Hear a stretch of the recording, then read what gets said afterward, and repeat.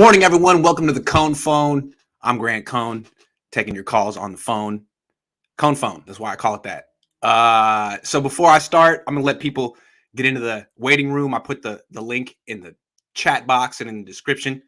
I want to talk about what's on my mind.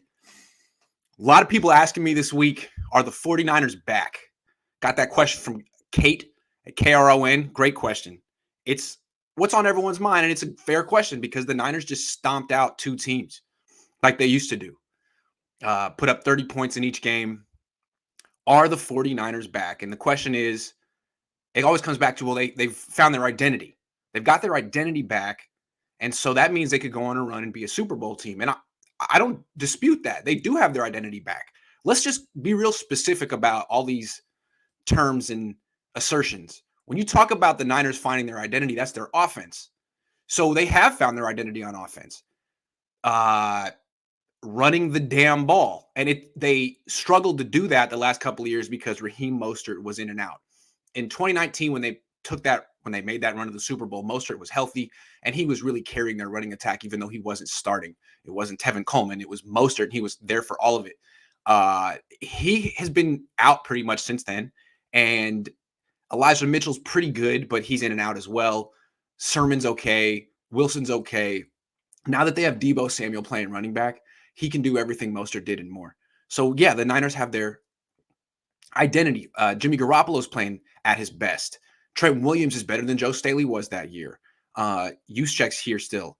Kittle's here still. Ayuk is like Emmanuel Sanders. I mean, McGlinchey's not here, but it's McGlinchey. The offense is good. To me, when you're talking about are the Niners back, are they as good as they were in 2019? You got to look at the defense. I still have questions about the defense. Now, they shut down the last two opponents, but Matthew Stafford really threw one pick to Jimmy Ward. He wasn't under pressure. And then Tyler Higbee just kind of tossed the ball to Jimmy Ward on another one. I wonder how good the Niners defense, they were kind of lucky in that game. And then they faced the Jaguars, which proves nothing. This is a defense that struggled against the Colts, that struggled against the Cardinals. And especially, it seems like the defense struggles at home. And what my question about it is really the pass rush. The offense has all the key people except for Mike McGlinchey. The defense is missing one key contributor from that 2019 team, and he's not coming back, and they're never going to replace him, or they haven't replaced him. DeForest Buckner. I'm sorry to keep bringing him up, but when they had Buckner and Armstead and Bosa, they were dominant. They had one of the best pass rushes in the league. Now it's merely good, the pass rush. It's good. It's 10th in sack percentage right now. Bosa's still excellent, better than he was in 2019, but Armstead's worse than he was that year. Dee Ford hasn't done anything. Arden Key is the number 2. He is now the replacement for DeForest Buckner. So that's where I come back to this team. Really, you've replaced DeForest Buckner with Arden Key. That's a drop-off. So I wonder, how is the Niners defense going to do in a game like this? In the past, what the Niners, what Buckner and Bosa and Armstead would do to Kirk Cousins is just overwhelm him. It's what they did to Aaron Rodgers. But we saw the Niners defense doesn't really overwhelm quarterbacks like, especially at Levi's. At Levi's, they have no pass rush. I mean, Aaron Rodgers had all day to throw, and everyone wrote the Packers off in that game because they didn't have their starting tackles. He had all day to throw. So I'm curious to see what this pass rush is like. I still come back to that decision to keep Buckner over, to keep Armstead over Buckner. That's like if the Niners had decided to keep Dana Stubblefield over Bryant Young back when I was a kid. That's how bad of a decision that was. Defense still has a lot to prove. All right, let's take some calls. Hold on. I got to get the thing up. Boom. Here we go. Jeff Tommy. What's up? How you doing? It's been a while. Been a while, man. What's going on? Hey, we didn't get to talk about how the Jimmy Ward question. I didn't expect him to come out with 2 picks after talking all that trash. I know, that was great. That was the high point of the season. Yeah, man, I'm worried about this game because, like you said, the pass rush is just not getting home like it did in 2019. Yeah, Bosa is, but Armstead isn't. Ford isn't. Ebcom is a non-factor. Arden Key's cool. Let's see what he can do. But, I mean, he's not Buckner. And I feel like, remember, Niner fans just were certain they were going to destroy the Packers week 3. Exactly. The Packers' offensive line was hurt, and the Niners have this pass rush, but it didn't go down like that. And this team just beat the Packers. And Niner fans are pretty certain that the Niners are just going to roll over the Vikings. But I'm not sure they have the defense to do that kind of stuff like they did in 2019. Yeah. Held to 10 points in that playoff game. I think the Vikings are going to score more than 10. I did too. Justin Jefferson, I mean, he's going to what is he going to be matching up against Norman?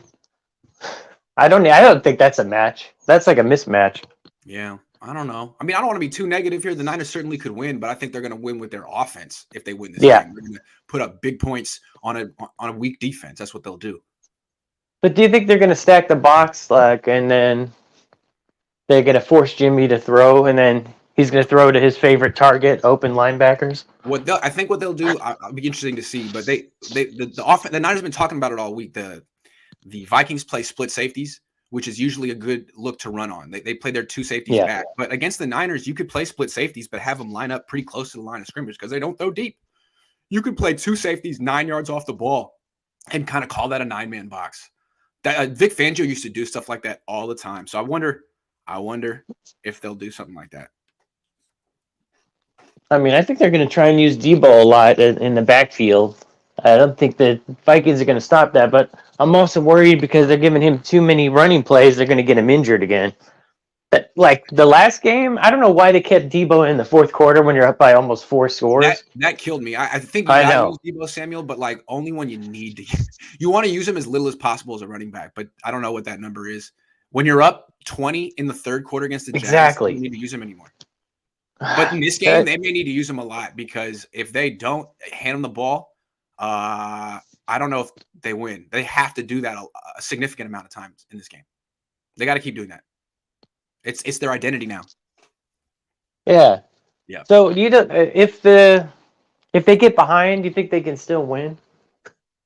Because they actually almost did that against Green Bay, which was the only game they came back from, 17-0? They could, because the Vikings don't have a great pass rush. The thing about the Vikings is if they get a lead, their offense is going to be tough to stop because they can run in past, I think both teams are kind of built to control the game with their offense if they have a lead. Both teams, both quarterbacks kind of, they can come from behind. They certainly can come from behind, but their offenses are really tough. They can win their game with their offense if they have a lead, unless it's Kyle Shanahan and it's the Super Bowl in the second half.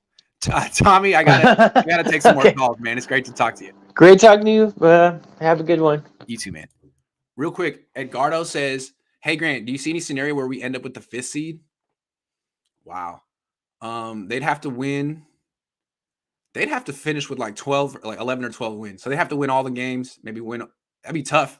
Yeah, win out. I think winning out would have to get it done. MJ, what's up? What's up, Grant? Can you hear me? Yes, I can. What's going on? Yeah, so essentially, big time fan, first time caller, long time listener, hypey Grant, hella funny all the time. But yeah, I just wanted to talk about this narrative you're pushing on Twitter and on YouTube of just like Jimmy staying another year. Oh, I'm not trying to push that. I think I'm trying to bring it to light so it doesn't happen. I'm just trying to alert Niner fans that it could happen so we like get some people like you get a little upset. Let's talk about it. Yeah, so essentially, I just don't think it's possible, especially when you have Deebo and Bosa just playing super well. They're not on contract years. Like you're saying they're on contract years. They're not. They actually have one more year, which is next year. Eligible for extensions. You're right. Exactly. You're right. And the problem is, like, I think you should pay them early because what if they show out again? And then what if Deebo's demanding like 25, 30 million, Bosa's wanting to be the highest to paid DE in the league, and it's like, oh my god. Yes. So I just think it would just be very ill-advised to keep Jimmy's contract over those two because I think you have to pay both. Ill-advised to keep Jimmy, but yeah, I kind of think it was ill-advised to keep Jimmy this year too. I do too. Yeah, I just feel like the 49ers are putting themselves in this position where like the logic they use to keep Jimmy this year is only going to be stronger next year if they make the playoffs. I know. Right? I'm not against what you're saying. Like, I'm not against what you're saying. I just think the 49ers shouldn't do it because, I know. I would hate, and it might happen, which I'm worried about. They might just make the playoffs, maybe make even round 2 or 3, right? Right. And then this organization is going to have the mindset of like, oh my God, we can run it back again. No question. And here's the thing. Here's the thing. Let's say they even want to go to Lance. Like, maybe the organization's like, we're really hopeful that Lance can take this. Are you going to get rid of Jimmy Garoppolo in February before you've seen Lance in OTAs? Or are you going to need to see a little bit more, maybe have a competition? And does that keep Jimmy Garoppolo around through August? I really don't want that to happen. But this organization's made a miracle of having all these guys come back this year. I mean, if they made it happen again next year, I wouldn't be too surprised. Now, if someone pops up a first-round pick for Jimmy, I think even this organization would make the right choice. But I don't really see that happening. I don't see that happening. I'm sorry. I don't see it happening either, although. So how do you see this playing out? How do you not do you want to happen, but crystal ball, what do you think is going to happen? Crystal I'm a realist 49er fan. That's why I like watching you. I mean, I don't agree with everything, but I'm more of a realist like my dad was Okay. I want to be hopeful. I love seeing the team win. Jimmy's all right, but we have to look forward to the future, and the future is Lance. But when I see Kyle Shanahan and how this organization's made all these decisions long term, I actually do see a playoff run, and I do see Jimmy coming back, and I do see us overpaying Bosa and Deebo. Here, let me try to crystal ball it real quick before you go. If they miss the playoffs, he's gone. Easy. Oh yeah, exactly. If they go to the playoffs and lose first round and he plays poorly, they could get rid of him there too. Where it gets tricky is if he wins a playoff game or plays really well in the end. That's what I didn't include. That's what I didn't include. I do envision Jimmy just continuously playing well until if he gets hurt. Right. So if he continues the streak he's on, then he's probably going to be here, unfortunately. Yeah. But if he stinks it up and takes a sack that gets him hurt, then no, I don't see him. We'll see. Hey, great call, MJ. Anytime. Yeah, thanks. Come in anytime. All right, man. Later. Real quick, Anthony says, Grant looking like an East Oakland pimp with that coat. Happy holidays. Thank you very much. My motto in life is to dress like Drew Down as much as possible. So you just go back to the old Drew Down music videos from 1994, from his first two albums, and just see what his outfits in those videos are amazing. I don't understand why Drew Down never got more famous. He had it all. He did go to prison, but so did Mac Dre. I don't know. It's hard to say. These things are things that are on my mind frequently. All right. Let's get Franklin in. Hold on. Let me take this thing down, though. Boom. Franklin, veteran of the show, Hall of Famer. What's up? How you doing, Grant? I'm all right, man. How you doing? All right. Happy holidays to you. You too. You too. All right. So the first thing I want to talk about is the Viking and 49er game. So if I'm being completely honest, I kind of lean towards the Vikings. Me too. The reason I lean towards the Viking is because, let's say we try to double coverage Justin Jefferson.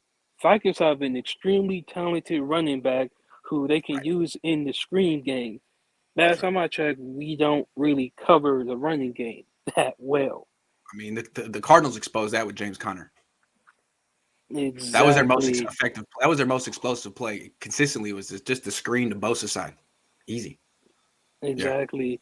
Yeah. And it's like, so you're telling me we can't stop a backup, but we're just going to stop a Pro Bowl running back from doing that? Yeah, man. The way I look at it is like the last two opponents the Niners faced kind of beat themselves a little bit, especially their offenses. Stafford. The Jaguars had nothing on offense. That was so bad. This is going to be a test. I don't think the Vikings are going to come in and just lose it. I don't think they're going to beat themselves, so the Niners are going to have to win this game. And I think, I really could see this game unfolding a lot like the Packers did, where it's just really close at the end. They could outplay the Vikings and lose, or vice versa. Oh, Grant, I have to brag about something. Just Please one quick little thing. Please do. The one thing that I had called that a lot of people had said, man, that's not gonna happen. I promise you, it's not gonna happen. Then I had people of the other fan base of a certain player I was talking about. Bro, I have certain inside connections. Like my friend actually works for the team. I promise you, it's not gonna happen. The one thing I called was the OBJ thing. I knew it was gonna happen. OBJ to the Rams? I picked the Rams a week before it happened. Okay. But OBJ being done in Cleveland, I knew that was gonna happen. Only difference is I was just a year early. Yeah, that's true. I did. Good call. Good call. Yeah. Anything else? So you're picking the Vikings. You don't think the Yeah, Niners can handle all this firepower on offense? I mean, it seems like they have a chance, but it's they're gonna have to put all the up 30 Vikings points to are. win. I It's think. gonna be. How It's many gonna points they be. got to It's score to gonna win this tough. game? Jimmy's gonna have to score 30 by himself because they're not gonna let the 49ers run the ball. That's gonna be the number one thing they're gonna stop. Yeah, agree. Agree. Oh, one more thing. Uh-huh. I think if Jimmy Garoppolo gets the 49ers in the playoffs, or even if he misses it, he's gone. Because you can't justify 2022 free agency. All the great players they have in that free agency class, you can't justify having Jimmy Garoppolo there. Because if you take that salary cap from Jimmy Garoppolo, put it right back, and let's say the salary cap just magically goes up, you can literally build a Super Bowl team around Trey Lance. You're preaching to the choir, Franklin. You're preaching to the choir. But I hope the Niners are listening. I think they are. Good, good to hear from you, man. Same to you. All right, man. Take care. 88 Niner. Man, good to see you.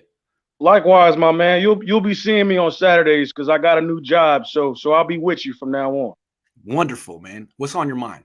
Man, there's something that I want to talk about that throughout the course of this season I've heard you slightly mention, but I haven't really heard you utilize this phrase. I want you to keep this phrase in your memory banks. Mm-hmm. And it's the one problem why it's the one reason why we don't have a championship ring, or a new one, I should say.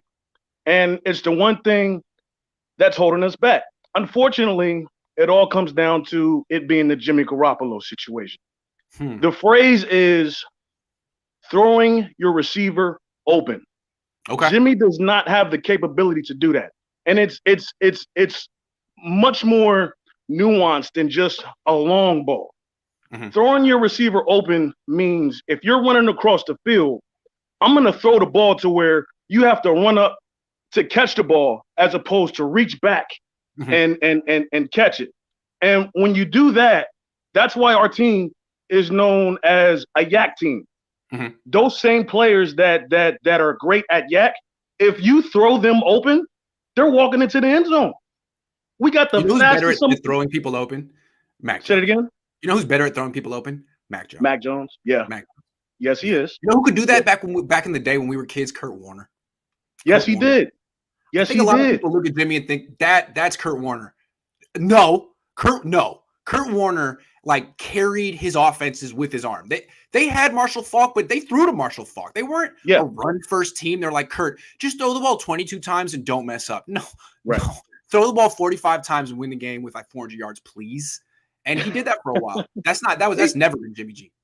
No, not at all. No. Not at all. No. Because aside from the fact that he doesn't know how to throw receivers open, he also doesn't have that strong of an arm. So he's just not a guy that you can rely on. You know who Jimmy Garoppolo is? Who? Jimmy Garoppolo is the left coast version of Joe Flacco. The difference is that Joe Flacco had a way better arm, so he could toss the ball down the field every once in a while, which is why they got the Super Bowl. We didn't. But what they have in common is they have all this capital built up with the franchise and the fan base for taking them somewhere and making them feel good and relevant, which is important. But like for example, it was way easier for the Patriots to move on from Cam and go to Mac Jones and just make that switch because Cam had no capital built up with that organization. He was a Panther. Right. He'd been there for a year and they didn't do anything. Jimmy, I mean, without Jimmy, this team has been nothing since Colin Kaepernick. So it's a lot different.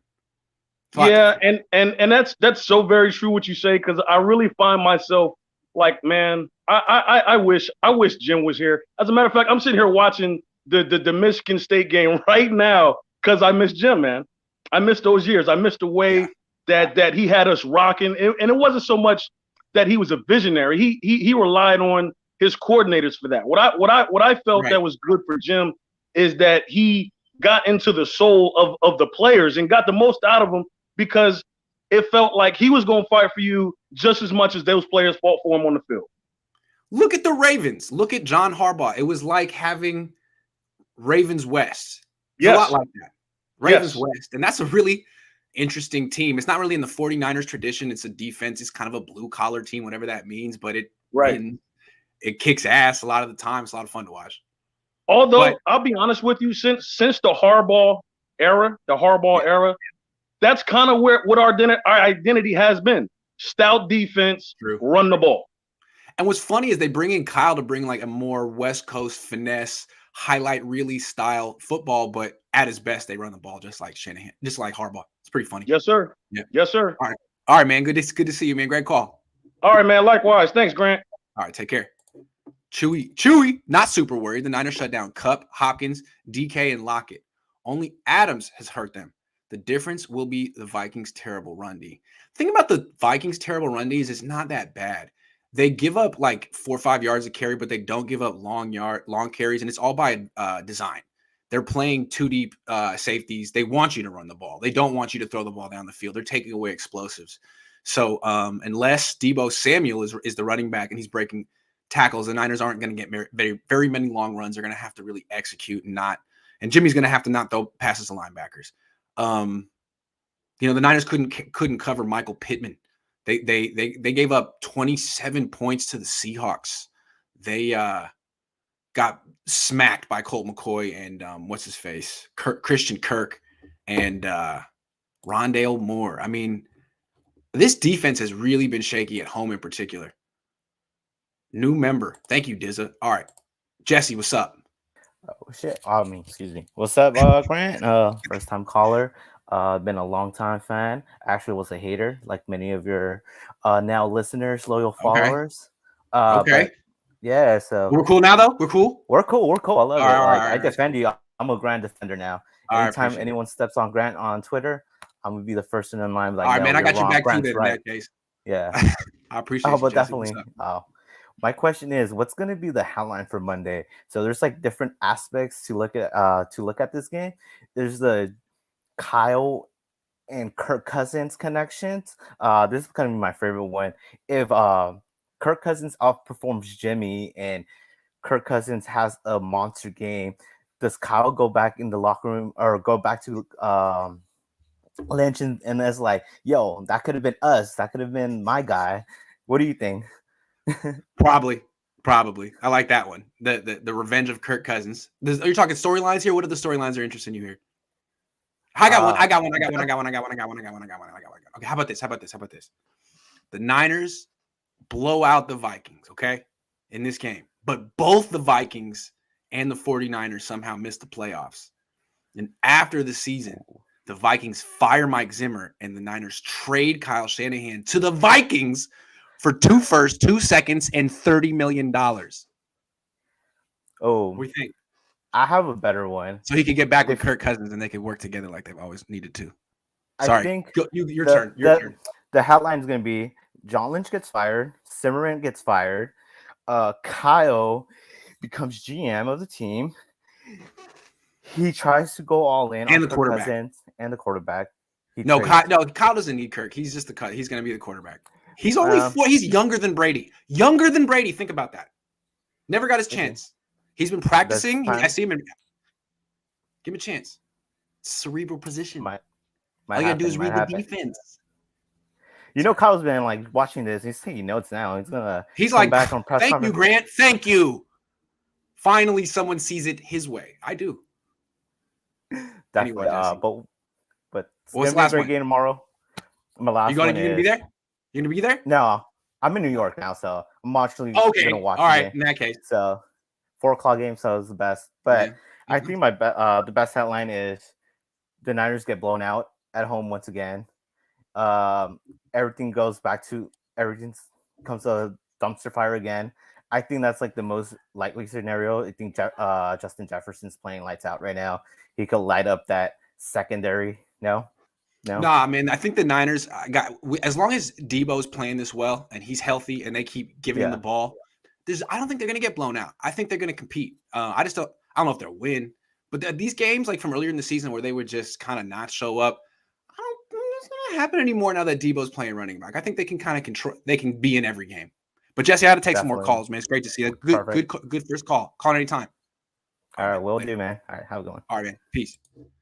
Tyler says, Grant, I know the Vikings are a test, but are we treating them like a true contender? This is the same team that finds ways to lose close games. It's true. Like, this is a really big game, and Niner fans, if the Niners win, Niner fans are just going to Super Bowl. But, like, the fact of the matter is the Vikings aren't that great.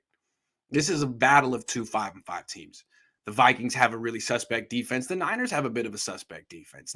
So, I mean, it means a ton for playoff seeding, but let's not get overboard here. Tyler, good point. Like, this is the battle of 2 5-5 teams.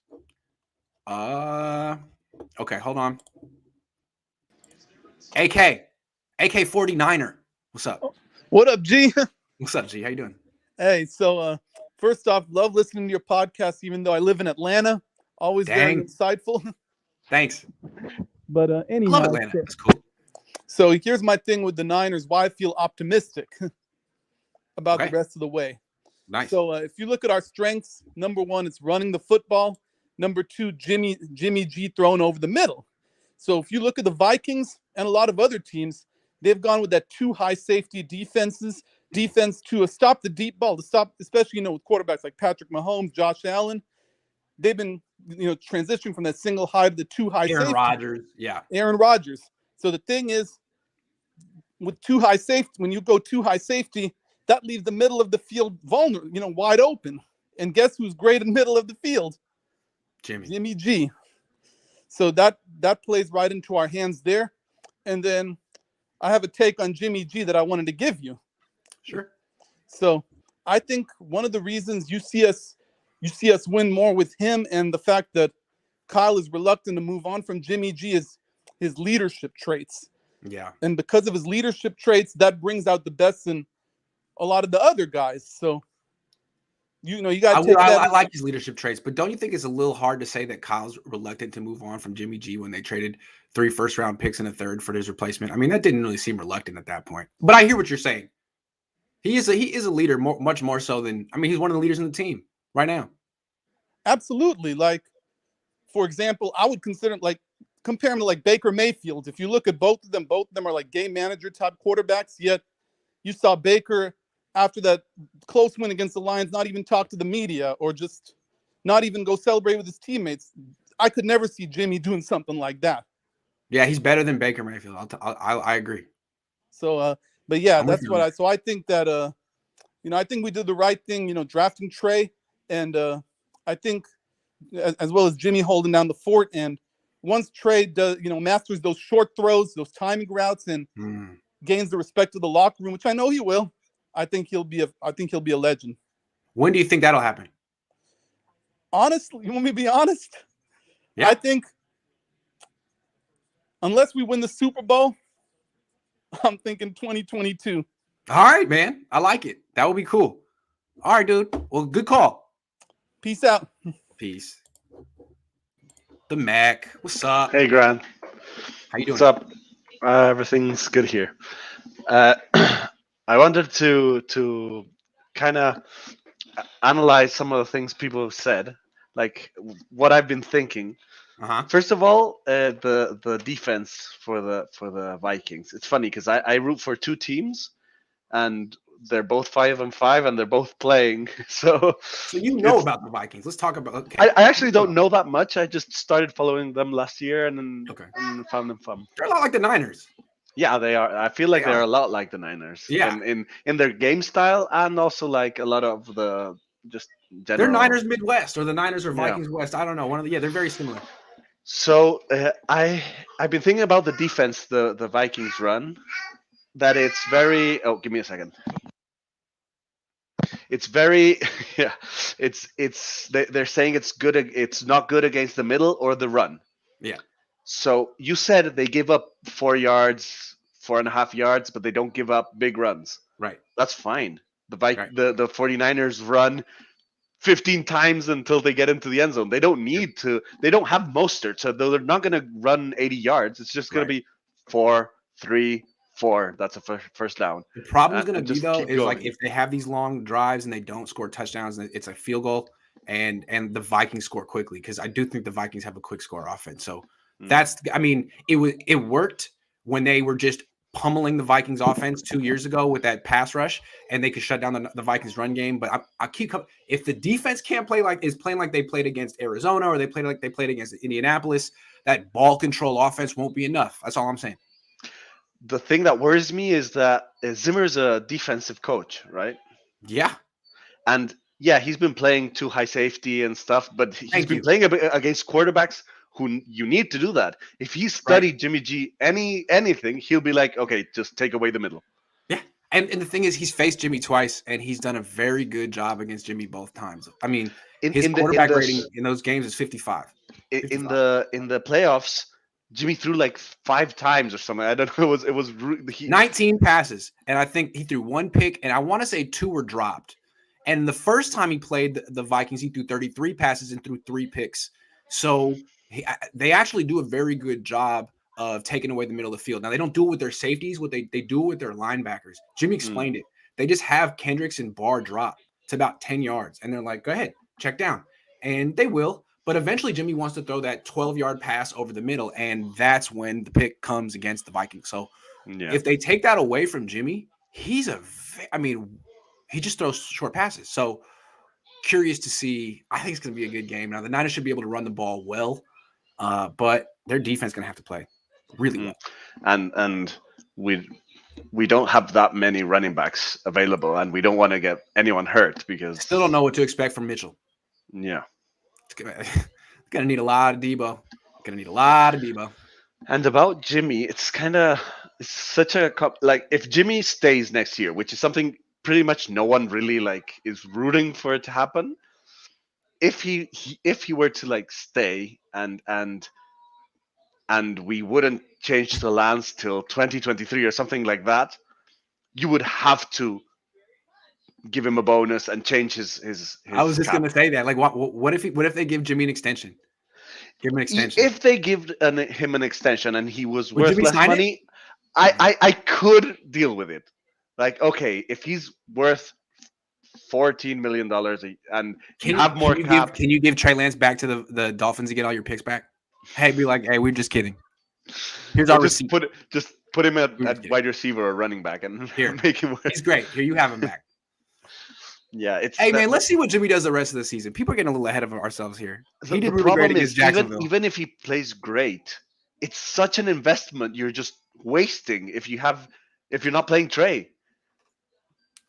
We've been trying to explain that to the organization for the last 12 months, and they don't really want to hear it. So let's see what Jimmy does against the Vikings. This guy's got a lot of stuff to prove still. He's won 2 in a row. I honestly feel that a mediocre to okay season with Trey is better for the organization than a playoff season that just gets to the first or maybe one win. I got to take the next call, but the idea of them missing the playoffs without playing their young guys is something that I could probably dig my teeth into as a critic of this team this offseason. So I'm waiting. If that happens, I think I'll know some things I want to say if that happens. Anyway, it's great to talk to you, man. Great to see you. It's good to see you. Later, man. Trey Lance baby, a.k.a. Michael Miller. What's up, Michael Miller? How you doing? I'm doing all right. I just wanted to say we're not going to win anything without a top corner on this team. See, that's how I feel. Like the last 2 games, you went up against Cooper Kupp. He played well, but there wasn't anything else the Rams could go to. And then last week it was nothing. This week it's what is it? I mean, when you're in the Super Bowl, top wide receivers kill you. If you ain't got the corner to stop them, we're not going to win anything. And this team has the wide receivers. That duo is as good as any duo in the league. Thielen and Jefferson is as good as Lockett and Metcalf or better. Yeah. Yeah. I know Jimmy G's not going to be around next year. They're just trying to build their draft. I mean, not the draft, but the trade. That's what they're trying to do. They're hoping and praying somebody's going to give them a first-round pick. They're still thinking that same thing. Good luck. What are they going to get? What are they going to get for him? I think they're going to have to cut him. Oh, I don't think nobody's going to give anything. I love that. Can't wait. I think we'll beat Minnesota. I really do. Okay. I think Bosa's going to have a big game. Okay. He's going to have to. He has to. I think Brandon Ayuk is coming on big time here in the last few games. What Kyle Shanahan was thinking at the beginning of the season, I have no clue. With Brandon, he's the same guy as he was beginning of the season as he is now. No, Kyle Shanahan's taking credit for this. He's like, see, it all worked out. He needed this type of coach, dude. No, what? you just stopped hitting him in the back of the head with a hammer is what he did. Basically. Yeah. I love how they decided that Brandon Ayuk had figured it out right when they got to 5 losses. Oh, guess what? Brandon Ayuk he's good now. No, you're at 5 losses. You need him now. Anyway, pretty funny. Yeah. But we're going to still do a mock draft next year, me and you again. Yeah, that was fun. Let's do it. Yeah, we'll do that again. All right. And I'll let you go. I just wanted to make my point. We need the top corner. You always either get rid of Deebo or you're always like Kittle, one of them for top corner. Yeah, it's not going to happen. Wearing you out, Michael. All right, Michael. Have a good one, man. All right, later. He's always so exasperated. He's like, I don't know, man. Yeah, I feel that though. That's how I would feel if I were. Jamaican boy. I'm gonna jump Cohn to the front real quick, and then you're next. What's up? Hey, man? How are you? Good, man. How you doing? It's just because he's got kids to feed. What's up? Hey, listen, I want to know why these young 49ers fans think that we're some sort of like winning organization. We've lost. They've won 2 in a row. Last 5 years. Say you're a 12-year-old kid or an 18-year-old kid. The last 5 years, we have lost more games than anyone else in our division. So what makes you think that they're not going to play Jimmy as long as they can? Winning games is how you keep a job. Also, Kyle Shanahan, every time he loses a game, nationally people roast him for his record.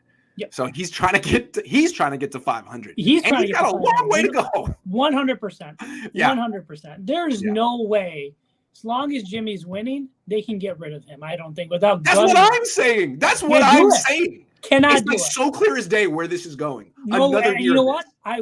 Would it be crazy enough to think that they trade Trey Lance to recoup some of those first or second? No, I don't think they'll do that either, because again, like for the same reason they're keeping Jimmy, to not look like you are selling low, which was what they'd be doing on Jimmy. They're going to do the same thing with Lance. They're going to keep. It's not crazy. You have another franchise doing it. You have the Green Bay Packers, whose quarterback doesn't even want to be there anymore. They're doing the same thing. Nah, the Niners can't give up on Trey Lance before 2023 because he's their first round pick in 2023.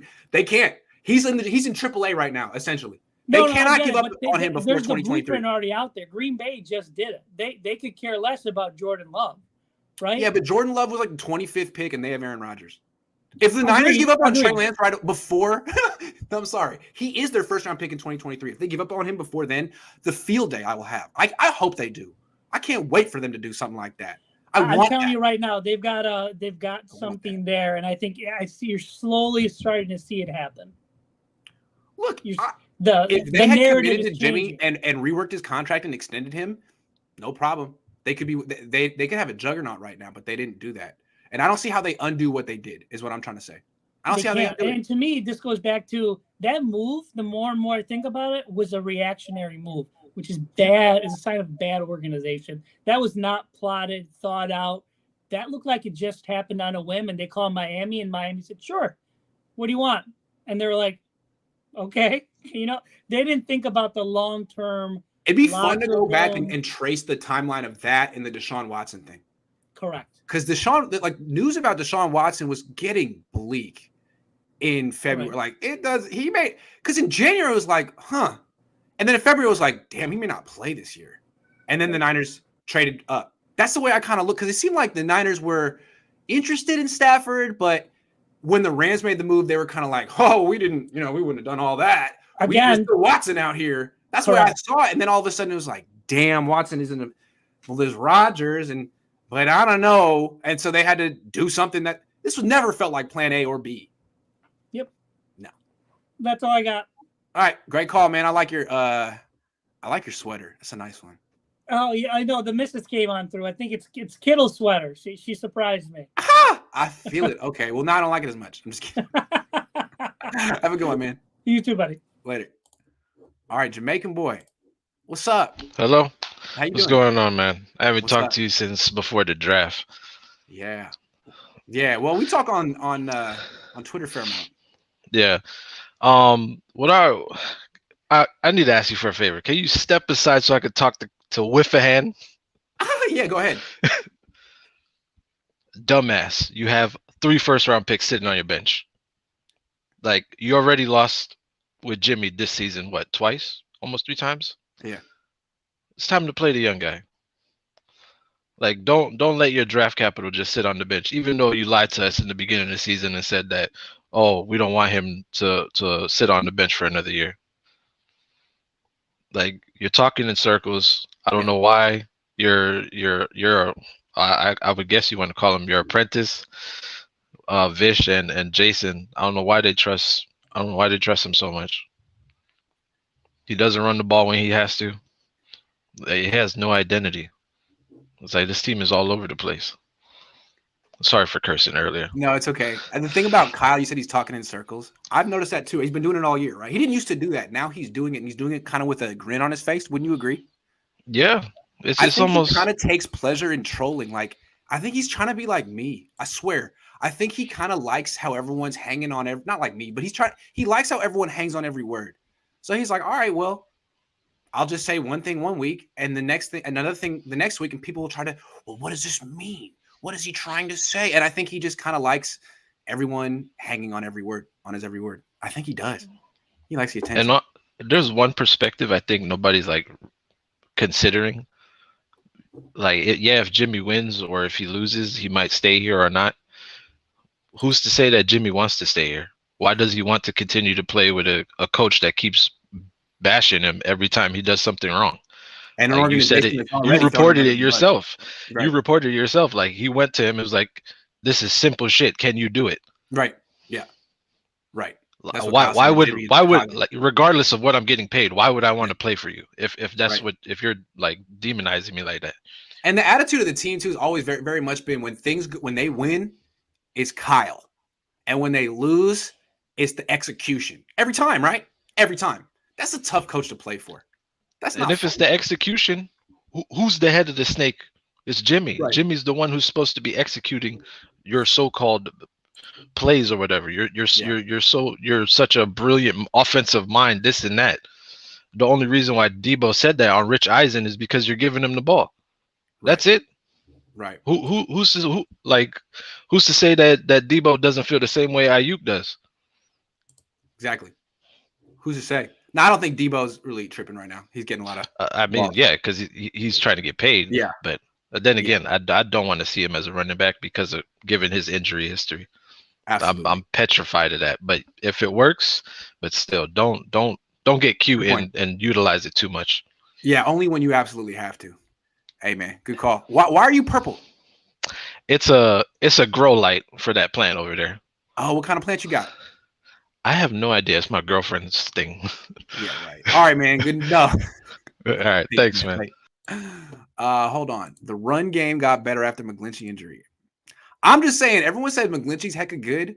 Him being out and the Niners winning, they've won 2 in a row since he's been out. They were 3-5 on McGlinchey, 2-0. I'm just saying, the splits. Titans put AJ Brown on IR, so he might be out for the Niners game with it being on a short week coming up in a few weeks. Yo, that's Christmas time. That's true. It's 4 weeks. That's a good point. It'll be close. Maybe the Niners will run the table. All right, Diego, are you ready? Diego, are you ready? Walking around. All right. What's popping, man? How you doing? All right, what's popping? I'm doing good. Ready for Niners victory on Sunday. I'm gonna go out here, and I'm thinking this is pretty much the season right here. These next 2 games just comes down to winning at home, extending the home streak. Because if we're getting too hot right now, thinking, oh, we won 2 in a row, everybody's got to take a step back, chill, and we got to come in. Hopefully there's a playoff atmosphere at Levi's and everybody shows out. Jimmy Ward, I'm really looking to him to show out in that defense, really hold down the receivers because our secondary needs help. I agree with the cornerbacks, but I think our safeties, Jacoby Tart and Ward, are going to be able to help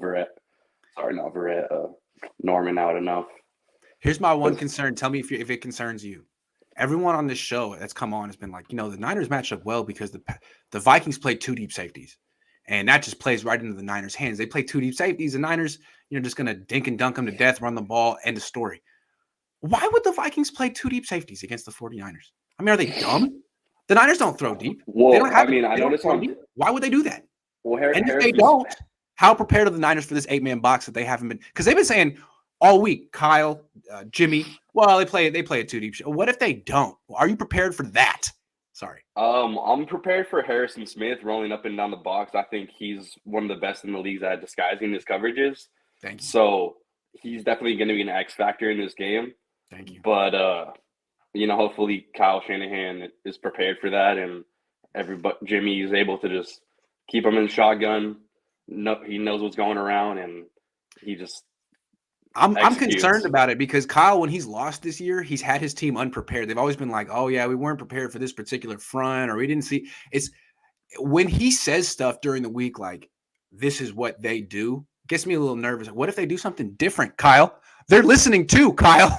What if they change it up? Have you guys gone over that in practice? Because he keeps saying this team does too high more than anyone else. I don't know. It seems like if I were going against Jimmy Garoppolo in this offense, I would go single high the whole time. I mean, there's no reason to go too deep.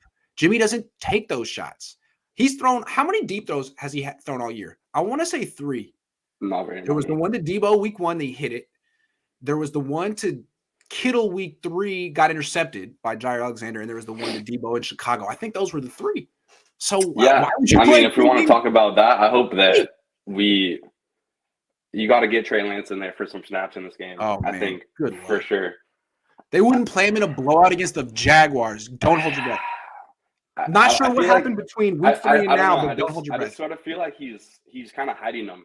He's kind of hiding them, and he only wants to playoffs? insert them in those positions where he really needs them, and then in spots where he can build up his confidence. Hey, from your lips to God's ears, all right? From your lips to God's ears. All right, we're praying for it. Thank you. All right, man. Peace out, great. Thank you. Peace, man. Good stuff, man. All right, hold on. Put the thing up. Zach, you were up. Going once. What's up, man? How are you doing today? I'm good, man. How are you?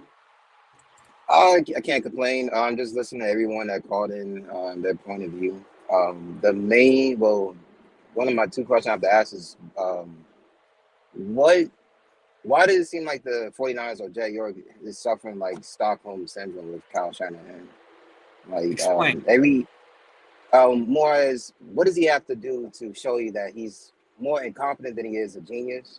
And right, the Stockholm syndrome is like, hey, he's good to us. It's the best we can do here, right? Yes. Yeah. And it's like, is it really like, is it the fear of just being mediocre where since 2003 when I saw the stat, it's kind of been just how that's the brand now?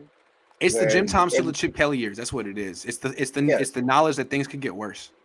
That's what it is. And with that, you can't be a successful, even an organization, you can't be winning. And the second one is, does Cal really hate Jimmy to the fact because he knows that he needs Jimmy G, and that he's just so afraid to start Trey Lance until he rides the Jimmy G train until like the wheels fall off? I don't read it that way. I don't see that. I don't read it as Kyle having like a personal animus or a personal problem with Jimmy. I just think Kyle is like John Gruden in the sense that they're always dissatisfied with their quarterbacks. It's always the quarterback's fault that the offense isn't the best offense in the league, because they should be the best. It's the best scheme. It's the best playbook. If the quarterback would just freaking execute it the way Kyle drew it up, he would have all of the Super Bowl rings and all the awards in his quarterback. I always feel like it's kind of Kyle's, and it was Gruden's attitude too. Just like this, Gruden couldn't even hide it on his face, and Gruden would always show up the quarterback after a third day, like, dude, what? Right, you do it, John. It's not that easy. Like, if Kyle can read coverages or determine you do it, Kyle, what defense is playing, yeah, then why do you still run a play that sets your offense back? Right. More yards, but sooner or later, I'm not sure. I really hope Trey Lance starts next year. I mean, I was really hoping for us to lose win 3 more games and lose the rest of the way, just so we could see Trey Lance. But if they do bring back Jimmy G, that's it. It wouldn't make sense. You traded up 3 first-round picks, which I assume you could have got Trey Lance at 12. No one really talked about him going higher than 10 until you trade up for 3. Same with Mac Jones. So if the organization had told fans hey, we're going to keep Jimmy Garoppolo for 2 more years, do you think we should trade up to number 3 for a quarterback? Fans would have been like, is this a real question? What are you talking about? Right? Are you serious? Are you serious? That would be How is this even a question? You do one or the other. I don't know. So, but I don't know. Again, I appreciate it. It just doesn't make sense because what is Jimmy? And I know there's a lot of Jimmy defenders. I know Eric Croker, he's a Jimmy defender, but he's average. Let's be honest. He's like a lower version of Kirk Cousins. The Patriots are getting everything the Niners are getting from their quarterback for a tenth of the price. You don't have to spend $27 million a year for that. You don't. And one thing, and I do want to say is, I wonder if how many 49ers fans forgot the Kendrick Bourne quote beginning of the season when he got to the Patriots training camp. And they said, "Oh, they just work harder here," and it kind of showed beginning of the season. Like they beat Detroit and the Eagles, but I mean the Eagles are good now, but Detroit's a dumpster fire. Yeah. And ever since then, it's like with Bill Belichick, they will own it. He's like I guess you could say one of the best leaders in the league. He holds everyone accountable. Kyle Shanahan doesn't even hold himself accountable. So it's kind of like, what's the Kyle Shanahan has never made a mistake, so how could he? I'm sorry. No, he hasn't. He won the Super Bowl where he lost to Tom Brady. It's just the fact it just doesn't show. On his record. Everyone else. It was Matt Ryan's fault. Yeah. Yeah. You know, Matt Ryan, who was like a Pro Bowler before I got here, but that's a good point. He's probably going to be in the Hall of Fame. True. By the time his career. That's true. And yet you got people around here saying Kyle Shanahan's the greatest offensive play caller ever. I've heard people say that. It's like, wow. Honestly, wow. Kyle Shanahan might be the worst coach outside of Pete Carroll in our division. No one wants to have that conversation. Yeah, man. If Pete Carroll wasn't sticking it up, he's falling behind Cliff Kingsbury. Losing to Cliff Kingsbury at home when Cliff Kingsbury had Colt McCoy was tough. That was a tough one. But at least he's better than Pete Carroll. He is. As a fan, I was talking a lot of crap about the Cardinals because they had Cliff Kingsbury as a coach. And I know he's going to run the same plays. Now it's like, well, what does Kyle Shanahan do better? I know. Zach, I got to take some more calls, man. Good stuff, though. Thank you. Thank you. Later. Hold on. Let me take this thing down. Back over here. Don says Jimmy makes playoffs, traded for a second rounder. Wins one, a first rounder. 12-5, third rounder, 9-8, fourth rounder. Perhaps. Wonder if you guys agree with that. Fab Five Freddy, what's up? What's up, Grant? How you doing? I'm good, man. How about you? I'm great. Better now. Hey, better now? Why? Better now. Always looking forward to your call, man. What's popping? Man, I've been wondering how come you don't post the KTVU stuff. I'm not because in the Bay anymore. To me. I'd have to record it off my phone. I'd have to have some type of thing to record my. How do you get your DVR stuff to your phone? How do you do that? Can you get on your computer, dude? Go online, YouTube. I gotta figure that out. Yeah. Anyway, what's up, Freddie? Yeah, man. I'm kind of like the most confused I've ever been as a 49er fan. Yeah. For real, man. Well, I'm gonna go see my boy, and he's like a average 49er fan, like not really a football fan. Kind of just believes what the hype. Yeah. But what blew my mind was this Jimmy might be back, man. I really think Kyle's trolling, bro. No doubt. That's what I'm saying. He's taking so much pleasure in this. I'll just say something and people will overanalyze it. Then I'll say something kind of contradictory the next week and people will overanalyze it. And he's really enjoying the whole thing. Nah, man. I really think, man. I think you got an inside. You got a mole, bro. Because you say things that it just keeps happening. I mean, you've been about 10 for 10, bro. You got a mole, don't you? I can't talk about stuff like that, man. I can't talk. Okay, my bad. But the last thing was the man. Oh my gosh, I literally. It's all right. It'll come to you. It'll come to me. It was the Jimmy Moore. Oh, the leak. Yep. There's a leak, and I'm not trying to name drop, but I used to follow before you. There was Kamakami, and he dropped the leaks when the Harbaugh, the team had split, and he had said it was Jed and Parag that was the leak. So I can't talk about that. I don't know. Okay, because they've won 2 games in a row, so we haven't been hearing any leaks. But if they lose one game, we might hear some more stuff. It's been leaky. It is, man. We'll see what I can find out though. But I mean, seems like a good guess. I don't know, Freddie. I gotta go though. Okay, thank you, Grant. All right, man. Later. All right, bye. Candlestick 11, you are up next. Let me put the thing up. Boom. What's up? Hey, how's it going, Grant? Good, man. How are you? I'm doing good. I was just thinking, I see the parallel between Joe Montana and Steve Young and Jimmy Garoppolo and Trey Lance. Athletic quarterback, a young guy versus like an old guy. I mean, obviously he's not Joe Montana, but he's getting the best out of Jimmy right now. I think Shanahan is. Certainly.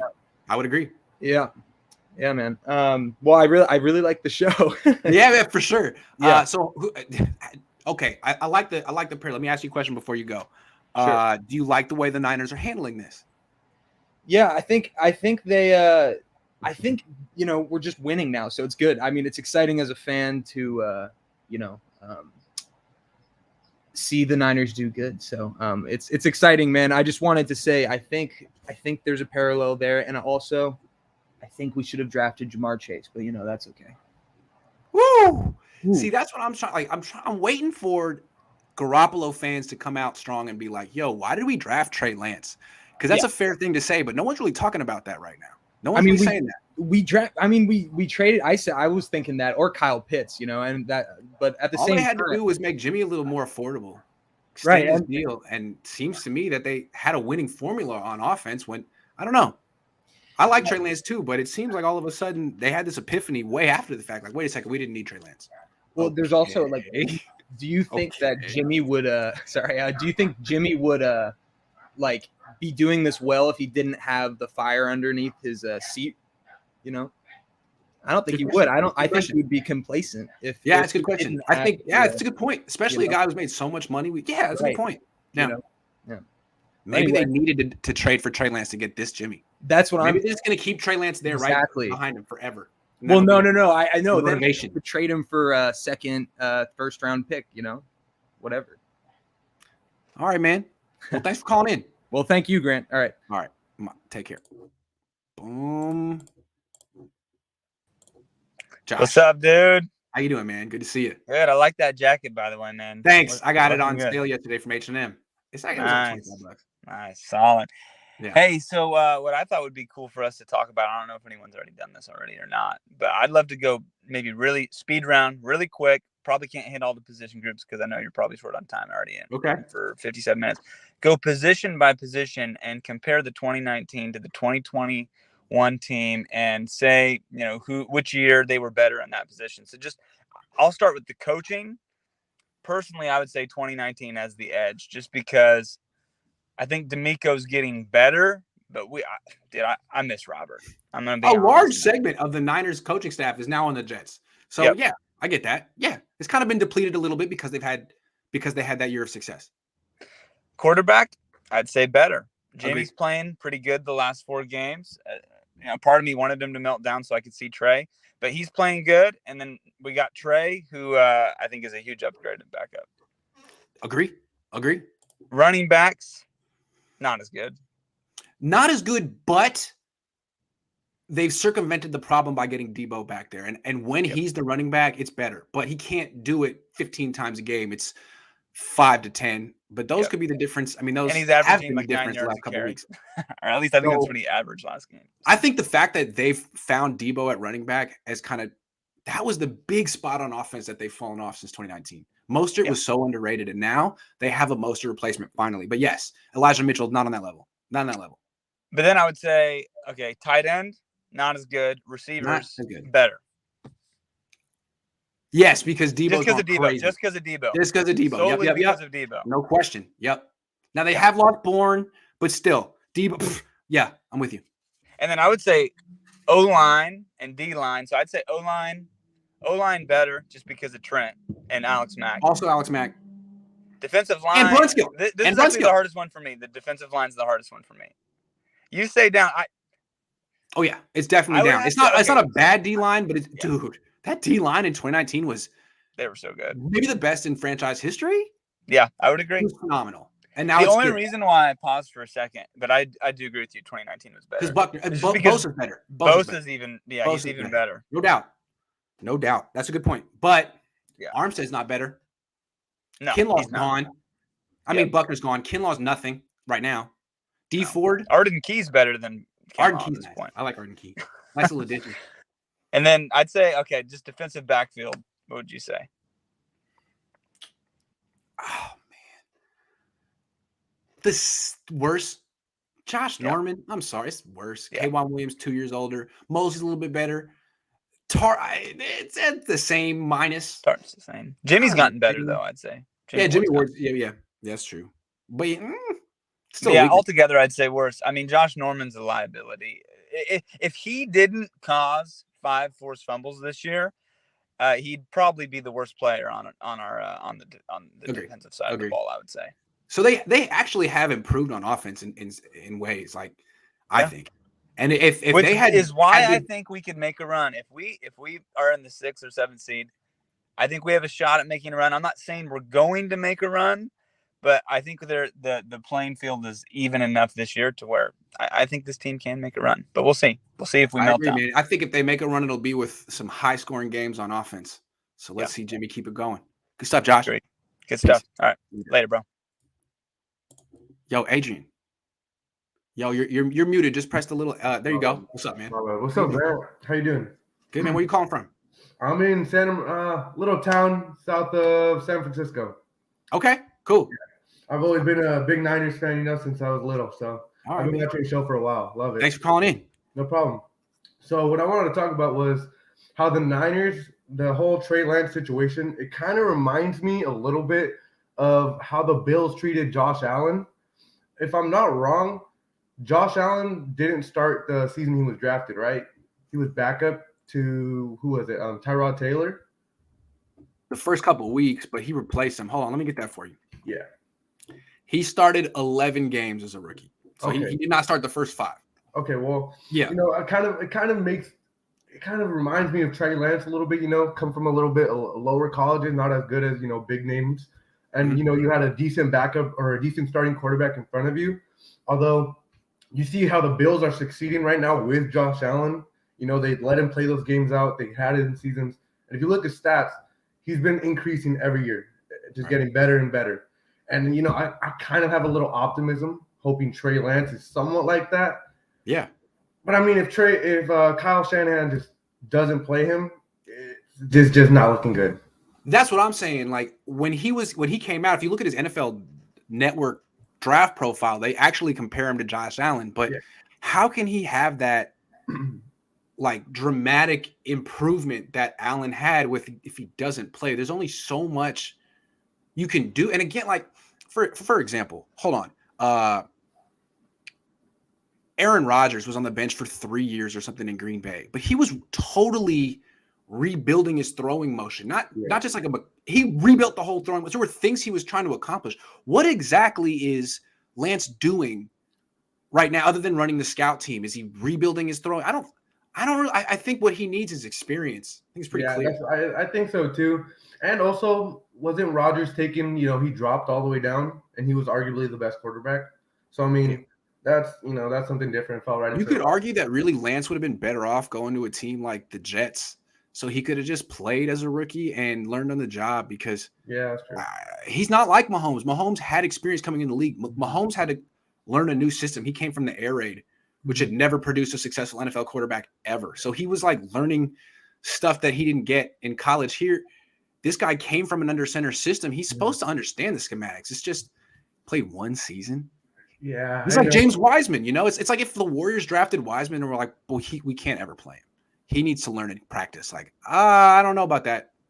Yeah. I mean, I remember coming in, watching the draft, and I would tell my mom, I'd be like, Mom, we're either drafting Mac Jones or Trey Lance. And I would show her all the highlights. And I was like, every time I talked to her about it, I was like, the only down thing is he's only played like one full season. So it's like, I don't know. And it's like, I'm just hoping Jimmy G doesn't really come back next season. I love Jimmy G.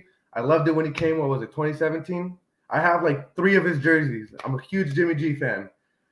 But like, he's not going to get better. And if we get Trey Lance to get better, then this team can just go up and up, To me, I always use like Bible references.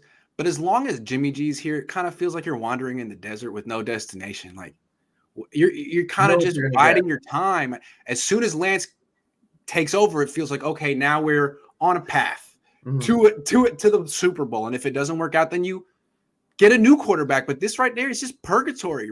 You're biding your time with two guys, and you're not all in with either one.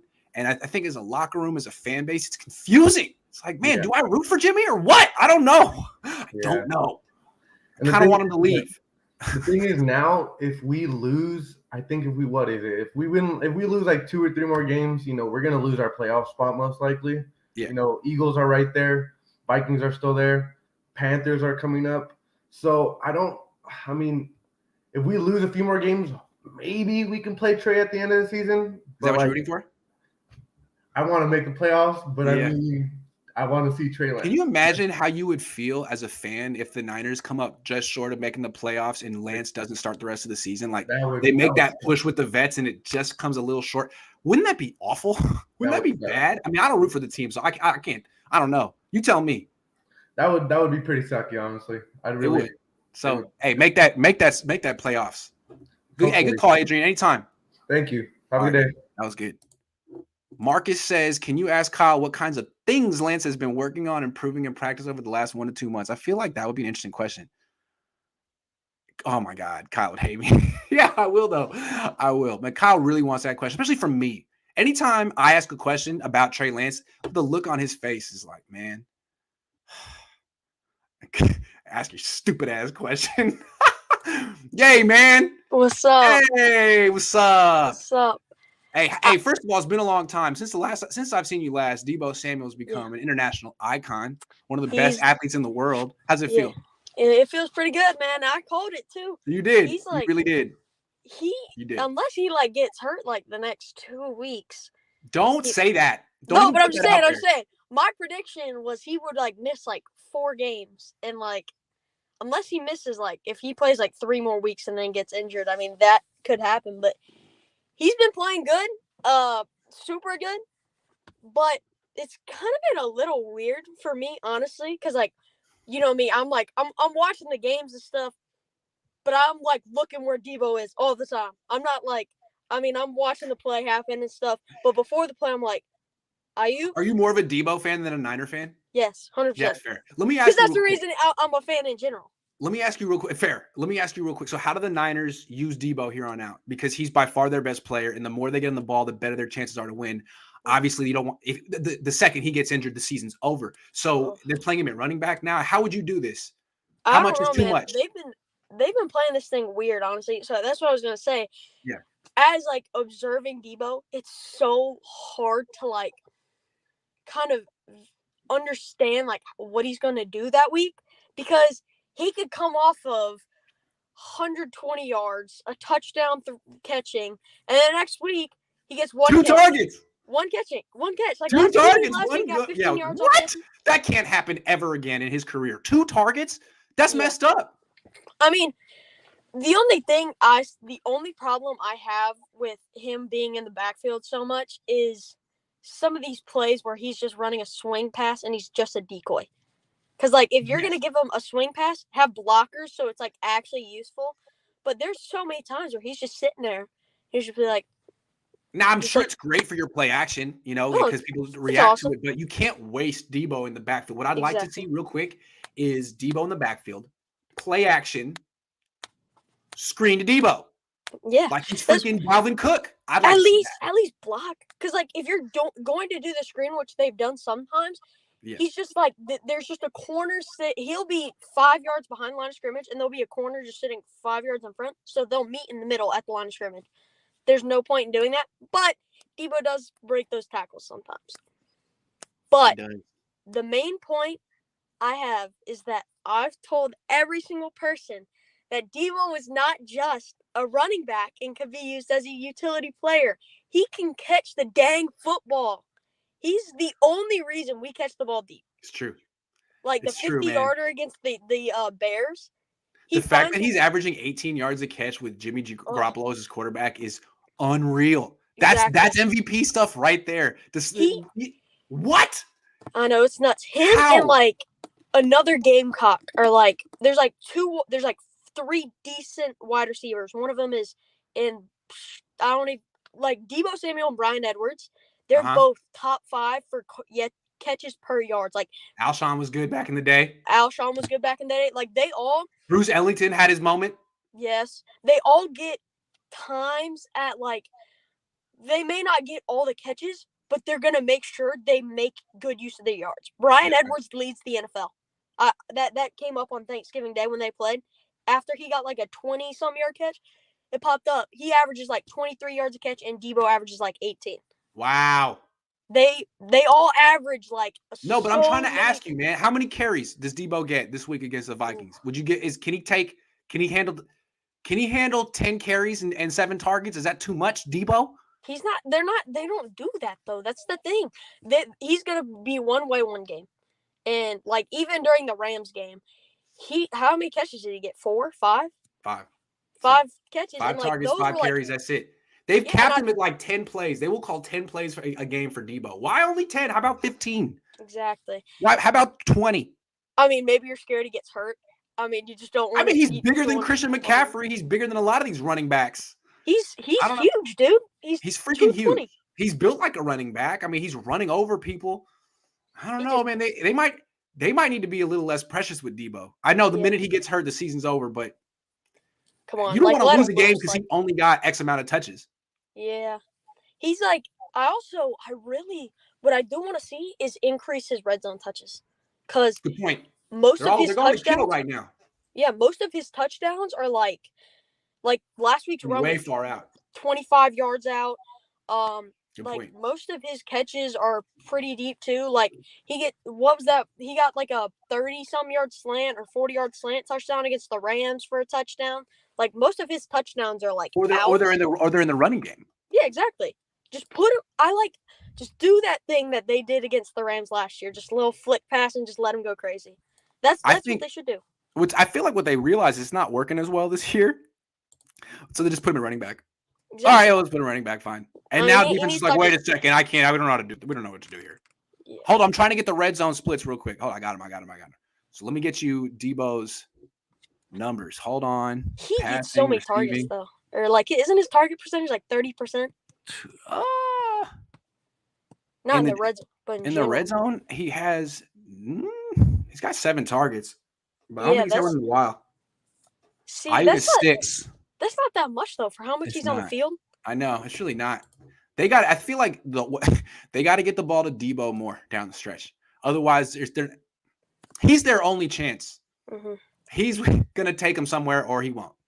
Yeah. It's not Kittle. It's not. Ayuk and Kittle are having solid seasons, but Deebo. Like, didn't he break Jerry Rice's record or something for like most yards per through a certain amount of games? Yeah, through a certain amount of games, and he's like going into last week, I'm like, man, Deebo's about to do it. He's about to get 1,000-yard season. He's like, don't be 20 yards off. He got this easy. They're going to turn him into a running back, and then when it's time to extend him in the offseason, they're going to be like, look, we're going to franchise tag you as a running back.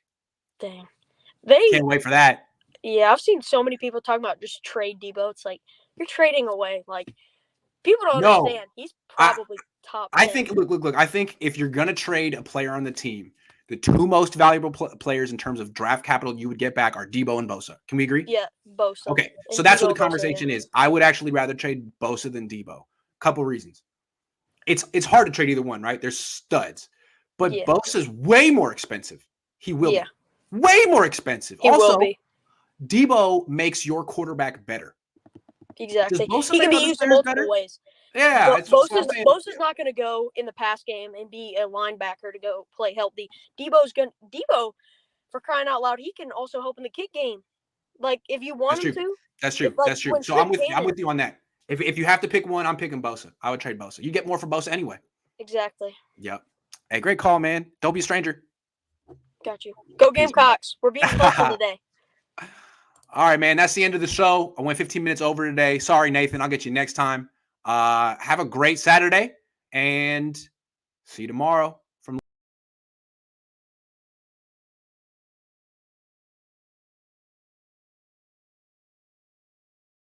Just kidding. I'm back. No, but now the show's over. Goodbye.